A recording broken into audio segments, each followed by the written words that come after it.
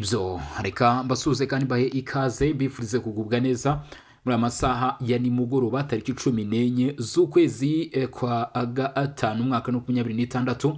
Turagarutse muri studio kuri mikoro ndi Bosco, tugiye kubana amakuru n'ibiganiro tuza kugaruka kuri byinshi bikomeje kugenda bitangazwa cyangwa se bikomeje kugenda bigarukwaho. Ni amakuru y'ingenzi kandi yihutirwa amaze kuba yatugeraho avuga byinshi rero biri kuba muri Kivu y'Amajyepfo. Ubu biravuga yuko aho bita Ikamanyura ndetse aka gace karimo gusatirwa ku buryo budasanzwe, nyuma yuko aho bita Kabunambo, Sange, Katogota, Ruvungi ndetse n'ahandi ibi bice igisirikare cya leta ya Repubulika ya Demokarasi ya Kongo ndetse nabo bafatanya muri rusange bakomeje kuba mu by'ukuri bahagaba ibitero bikomeye cyane, ibitero byahungabanyije ibirindiro by'inyeshyamba z'umutwe wa M23 nk'uko amakuru aturuka muri ibyo bice yakomeje kurushaho kugenda abitangaza cyangwa se akomeje kurushaho kugenda abyemeza. Biravuga ko igisirikare cya leta ya Kongo FARDC bakomeje gukora operasiyo zikomeye cyane hano muri utu duce mw'abantu mwe, kubera ko kuri ngubu amakuru mfite nuko Tanzania yamaze kuba yakwinjira mu mirwano muri Kivu y'Amajyepfo. Si Tanzania gusa, ndetse amakuru avuga ko nanone ingabo za Angola noneho ku nshuro ya mbere zongeye kugaragara ku mirongo y'imbere ku rugamba, aho mu by'ukuri izi ngabo zaherukaga kugaragara ubwo byavugaga yuko ziri kwinjira no muri Repubulika ya Demokarasi ya Kongo. Aba basoda cyangwa se aba basirikare kuri ubu bamaze kuba mu by'ukuri bakumvikana hano muri Kivu y'Amajyepfo. Kandi nanone sibo gusa, kubera yuko abacanshuro nabo bameze nabi, ndetse kandi nanone sibo gusa kuko nakubwira yuko kuri ubu bivugwa ko Wazalendo nabo bameze nabi, FARDC, Hibu Special Force ndetse nabo bita Anaconda bose bakomeje gukora ama operasiyo agiye atandukanye. Bavuga ko igisirikare cya Tanzania mu by'ukuri gifatanyije na FARDC ndetse n'ingabo z'Uburundi tutabibagiwe FDNB bakoze ama operasiyo akomeye cyane yagaragayemo n'indege zidasanzwe zirimo mu by'ukuri indege za Kamikaze ni drone zizwiho ubushobozi buhambaye ndetse no kugaba ibitero simusiga. Ntabwo ari izo drone zonyine biri kuvuga ko zakoreshejwe kuri iki gice, kuko amakuru mfite aravuga ko izitwa KT6 ni drone z'urugamba nanone nazo bivugwa ko zagaragaye hano ku mirongo y'imbere ku rugamba zikoreshwa mu by'ukuri na coalition y'igisirikare cya leta ya Repubulika ya Demokarasi ya Kongo. Haravugwa rero ubwoko butatu bwa za drone zirimo gukoreshwa, izindi nizo bita C4 cyangwa se CH4. Izi nazo ni drone mu by'ukuri ziri gukoreshwa hano ku mirongo y'imbere ku rugamba n'igisirikare cya leta ya Repubulika ya Demokarasi ya Kongo. By'umwihariko hari imirwano ikomeye cyane yongeye kuvuga kuri uyu wa 14 z'ukwezi kwa gatanu 2026. Amakuru aravuga yuko aho bita Karingi, Gakenke, Bidegu ndetse na Rugezi, yewe no mu bice bya Minembwe, abarwanyi umutwe twaje n'umwara 23 watesekeye ku buryo budasanzwe, kubera yuko bavuga ko izi drone zageze zikora icyo bita akazi furumo. Koko ni ibintu bikomeye cyane, cyangwa se nibyo twakuvuga ko bidasanzwe birimo kubera muri ibi bice cyangwa se bikomeje kubera ahangaha, kubera yuko amakuru aravuga ko drone mama yake na mama zimaze gukora akazi gakomeye. Ntabwo ari mu kirere gusa ya operasiyo zirimo gukorwa, ahubwo no ku butaka ingabo z'Urundi ziri guca ku butaka, FARDC iri guca ku butaka, Tanzania, Angola. Ariko kandi nanone ibitero byo mu kirere byo bikomeje kuba byavugisha benshi, cyangwa se biri kuvugisha benshi, kuko ni ibitero byakomeje kugenda abenshi bavuga ko ari ibitero biteye ubwoba ndetse bishobora kuba mu by'ukuri byateye gutakaza ubuzima kwa benshi mu barwanyi umutwe twaje muri 23 muri bice byagabwemo ibitero. Andi makuru akomeye cyane biravuga ko ibirindiro bya AFC 23 ahitwa Kabunambo mu by'ukuri byari byarahashyizwe bafatanyije na Twirwaneho ndetse na Red Tabara nabo bita Gumino. Bivuga ko ngo izi nyeshyamba muri iyi operasiyo zari zinashyigikiyemo ingabo z'u Rwanda, ibyo birindiro byamaze gusenwa cyangwa se byamaze kuba byashyirwa hasi. Ubu biravuga ko abarwanyi ba FC 23 bari bahunze berekeza aho bita Ruvungi, naho mu by'ukuri bamerewe nabi ku buryo budasanzwe muri mugoroba ndetse n'uyu munsi wa none bose hiriwe humvikana ibitero bikomeye cyane. Si ibyo gusa, kubera yuko amakuru aravuga yuko, cyangwa se amakuru akomeje kutugera aravuga yuko ahantu bita Ikatogota urugamba rwa Togose rwa byadogereye. Wita Kamanyura noneho abantu bari kuvuga bati mu by'ukuri ibihabereye ntago bisanzwe n'imperuka. FARDC rero ikomeje kugeza abasirikare bayo ku rugamba hara muri Kivu y'Amajyepfo, aho mu by'ukuri bavuze bati izi nyeshyamba za AFC 23 bari kuvuga yuko zigomba gusubira inyuma zo zikajya guceremba zikajya guca mu bindi bice. Ati icyo mugomba kuba mwamenya cyangwa se icyo mugomba kuba mwasobanukirwa kuri inshuro ni uko byanze bikunze aba barwanyi ibi bice bagombe babivemo. FARDC yarahiye rwose, yavuze iti M23 murava ku izima murasubira mu bice mu by'ukuri mwasabwe kujyamo. Biravuga ko abarwanyi bafise 23 igisirikare cya leta ya Kongo vuba bidatinze umuvuduko nk'uyu nguyu nuza kugumaho cyangwa se imbaraga zirimo gukoreshwa muri ibi bice, ubushobozi bukomeje gukoreshwamo hano muri ibi bice mu by'ukuri nibiramuka bikomeje gutya mu by'ukuri baraba bageze aho bita hehe, baraba bageze aho bita Bukavu mu masaha make rwose. Mu by'ukuri ati mwitegure kubakira Bukavu kubera yuko coalition yose yamaze kwihuza.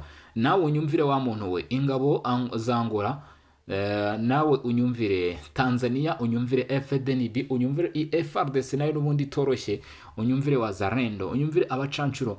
Umuntu bita Lawrence Kanyuka umuvugizi w'abarwanyi bafise 23 yagize atya yikoza kuri X mu masaha make yatambutse, ariko ni mu gihe avugaga nanone ibyo n'uwo bita Bertrand Bizimwa. Bertrand w'abarwanyi bafise 23 nawe yagize atya nawe aratangaza avuga ati mwabantu mwe, ati ibiri kuba ntago bisanzwe mu by'ukuri, ati mwitegure ibiba bigiye kuba. Uyu ni Bertrand Bizimwa gusa yavuze ati mu by'ukuri ntago tubuze kuba kwa Kwasi Kinshasa. Ese ko icyo avuze aya magambo nanone mu by'ukuri nabyo nyine nibyo kwibazaho cyane cyangwa se nibyo gutekerezaho, kubera yuko ngibyo ndi kubona nka Lawrence Kanyuka yavuze ati murabe maso kubera ko ngo ibitero byakomeje kugabwa ntago tuza kwa mu by'ukuri twabizirengagiza. M23 nayo yateguje mu magambo yavuzwe na bamwe mu bayobozi y'aba Bertrand Bizimwa bayo ndetse na Lawrence Kanyuka mu mvugo batangaje cyangwa se mu bigaragara mu byo bavuze, batangaje ko bataza kwirengagiza cyangwa se gukomeza kureka bagabwaho ibyo bitero mu bice bitandukanye. Abarwanya bafise 23 rero batangaje nk'uyu nguyu bita Lawrence Kanyuka ati this attack against our compatriots cannot be ignored, cyangwa se nyine ntago biza gukomeza kwirengagizwa mu magambo make. Yavugaga n'ubundi ibyo bitero bya Gabwe, Masisi, Rucuru ndetse na Karehe no mu bindi bice byo muri Kivu y'Amajyepfo. Rero avuga ati akomeje kugabwa ibitero mu bice bitoye cyane kandi mu myanya tugenzura, dore ko abarwanyi ba FC23 bo iyo bavuga ibi bitero baravuga bati ni ibitero bya Gabwe mu bice bituwe n'abaturage. Niko bakomeje kuvuga cyangwa se niko bakomeje kugenda batangaza bavuga bati mu by'ukuri imyanya y'abaturage ikomeje kuba yagabwaho ibitero cyangwa se haraswa cyane. Ni AFC 23 rero mu by'ukuri irimo iragira ibyo itangaza ku bitero bikomeje kugabwa, ariko mu yandi makuru cyangwa se mu bindi mu by'ukuri ugomba kuba wamenya cyangwa se mu byo ugomba kuba wakomeza gusobanukirwa nuko igisirikare cya leta ya Repubulika Iharanira Demokarasi ya Kongo FARDC, nuko ingabo z'u Burundi FDNB, nuko ingabo za Angola, ingabo za Tanzania TPDF, bose kabisa amakuru aravuga yuko bari mu bamaze kugira hano ku mirongo y'imbere ku rugamba muri Kivu y'Amajyepfo. Mu by'ukuri ndetse namwe mu mafoto yagiye yakomeje kugenda abigaragaza cyangwa se yakomeje kugenda abyerekana nk'uko byagaragaye. Mu by'ukuri abangaba barimo bagira iki, barimo berekeza ku mirongo y'imbere ku rugamba. Umutwe wa 23 rero amagambo batangaje yakomeje gutungura benshi, kumva bavuga bati twebwe ntago tuza kurekera ibyo bitero gutyo, ati turaza kuba twagira iki, bati turaza kuba twategura ibitero bikomeye cyane, ati byo gusubiza, turaza gusubiza umuriro, ati turaza gusubiza umuriro. Rero abo nabo bita nyine nabo bita AFC M23 bavuga bati turaza gusubiza ku bitero birimo kugabwa, kubera yuko imyanya myinshi muri Kivu y'Amajyepfo yakomeje kuba yakumvikanamo ibitero, ndetse aba bavuga bati ni ibitero ushaka no kuza kongera kugaragara muri teritwari ya Masisi, ni ibitero ushaka kongera kugaragara bishobora kuza gukomeza kugaragara si muri teritwari ya Masisi honyine gusa n'Urucuru. Ni ibitero byavuzweyo abarwanyi ba FC M23 badekara bavuga bati icyo mugomba kuba mwamenya cyangwa se mumenye neza ko ibi ngibi bishobora kuza kuba mu by'ukuri byagira iki byahinduka, tugatangira kurasa kuri ibyo bitero cyangwa se gusubiza umuriro kuri ibyo bitero. ese AFC M23 ifite ubushobozi koko bwo kuza guhangana n'ibitero? Kuko AFC M23 imyanya myinshi muri Kivu y'Amajyepfo batakaje, na bamwe mu bayobozi ba FARDC batangiye gutangaza ko ngo ntabwo iyo myanya bayitakaje kubera ko bashakaga kuyivamo, ahubwo ngo nuko defense zabo zikomeye cyane, harimo nk'ahangaha Kabunambo hakomeje kugenda havugwa, zabafashaga kugenzura ndetse no gukurikirana umutekano w'ahangaha muri aka gace ko muri Kivu y'Amajyepfo nyine ahangaha muri za Sange na za Ruvungi, ngo nuko iyo defense yaje gushyirwa hasi, niyo mpamvu nyamukuru yaba yatumye abarwanyi ba FC23 basubira inyuma. Kuko Brigadier General Dunia Kashindi Fabien, umuyobozi w'akarere ka 33 ka gisirikare, yaje abivugaho cyangwa se abikomozaho, yewe yongera no kugaragaza ko igisirikare cya leta ya Kongo kiryamiye amajanja kandi biteguye neza rwose, biteguye neza gukomeza kwihagararaho, yewe biteguye no kurinda umujyi wa Uvira. Umujyi wa Uvira kugeza kuri ubu ngubu ni umujyi wamaze kugirwa igice gikomeye cyane, kuko niho hari ibiro bikomeye cyane biri kugenzurirwamo ubuyobozi bw'intara ya Kivu y'Amajyepfo. Niho ubuyobozi bw'intara ya Kivu y'Amajyepfo buri gukoramo Jean-Jacques Purusi Sadiki, guverineri ya Kivu y'Amajyepfo, ndetse nyine n'abayobozi bose bagiye batandukanye mugenda mwumva, nabo niho nyine bakomeje gukora, kubera ko Bukavu murabizi ko imaze igihe nayo yaraguye mu maboko y'inyeshyamba z'umutwe wa 23, nubwo amakuru avuga ati iyi Bukavu ishobora kuba irimo irasatirwa, kubera ko nk'uku guhunga kw'abarwanyi ba FC23 bakomeje kugenda bahunga igitaraganya, benshi bavuga bati se niki kiri kujya mbere muri ibi bice mu by'ukuri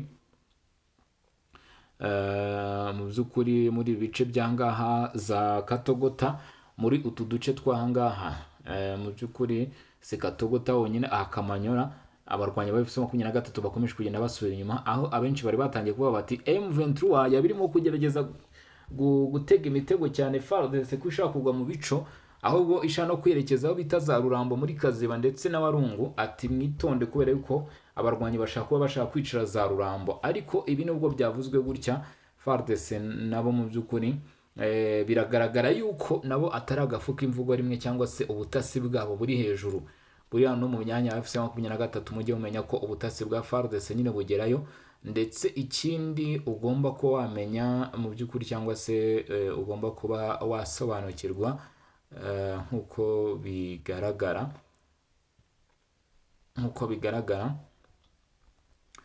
ntabwo aba baturage nabo bagiye bagaragaza ko uko byagenda kose, cyangwa se bashimangira bavuga bati uko byagenda kose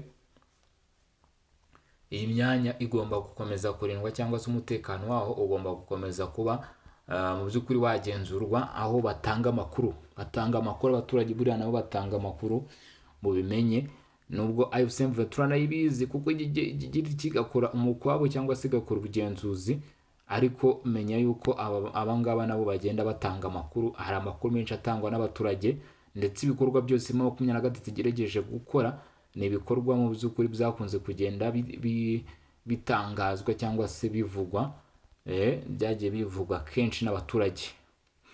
Hanyuma rero reka twerekeze muri Kenya, mbabwira amakuru akomeye cyane ari kuvugwayo hagati mu mikoranire y'Ubufaransa, igihugu cy'Ubufaransa ndetse n'umugabane wa Afurika muri rusange, aho ibihugu byinshi by'umwihariko ibihugu bya hano mu karere ka Afurika ibiyaga bigari bagize batya bagerayo, ari bakuru ibihugu bagiye batandukanye. Perezida wa Afurika y'Epfo yari ariyo, perezida wa Kenya yari ahari nk'igihugu cyakiriye, ndetse n'abandi bayobozi bagiye batandukanye bakomeje kugenda mu by'ukuri bahagaragara, cyangwa se bakomeje kugenda bahaboneka nk'uko byakomeje kugenda bigaragara cyangwa se bivugwa mw'abantu mwe. Nkubwire uko byari byifashe. Abenshi rero batangiye kwibaza bati se Ubufaransa buri gushaka iki kuri Afurika noneho? Ni nyuma y'uko Ubufaransa rero bushinjwa kwivanga mu bibazo by'ibihugu bya Afurika mu buryo nk'ubwa gikoloni muri bimwe mu bihugu bumaze igihe kinini bufitanye umubano. Ubu iki gihugu kirimo kugerageza kwagura ubufatanye bwacyo mu nama ya mbere yabuhuje n'abayobozi b'ibihugu bya Afurika muri Kenya, aho Icyongereza ari cyo rurimi nyamukuru rw'itumanaho. niho iyi nama yabereye rwose mu gihugu cya Kenya. Nk'uko byakomeje kugenda bigarukaho cyangwa se bikomozwaho. Ndagira ngo mbwire ko nyuma y'uko Ubufaransa bushinjwa kwivanga mu bibazo by'ibihugu bya Afurika mu buryo nk'ubwo bwa gikoroni, ubu ngubu bongeye kugerageza gutera intambwe yo kuba bakwagura ibikorwa byabo bikagera no mu bindi bihugu. Mu ijambo yavugiye mu nama y'iterambere rya Afurika i Nairobi ku wa mbere, perezida w'Ubufaransa Emmanuel Macron yatangaje ko Ubufaransa bugiye gushora miliyari 27 z'amadolari y'Amerika muri Afurika mu nzego nk'ingufu, ikoranabuhanga, ubwenge bw'ubukorano AI cyangwa se artificial intelligence, ndetse n'ubukungu bw'inyanja n'ubuhinzi. Rwose agira ati mubimenye yuko tugiye kuba twagira iki, tugiye kuba twashoramo imari. Ubufaransa rero bukaba bwiteguye gushora imari muri ibyo bikorwa nk'uko byagarutsweho. Makuru agira ati Afurika ikomeje gukura, niwo mugabane ufite urubyiruko rwinshi ku isi kandi ukeneye igishoro kugira ngo wibesheho.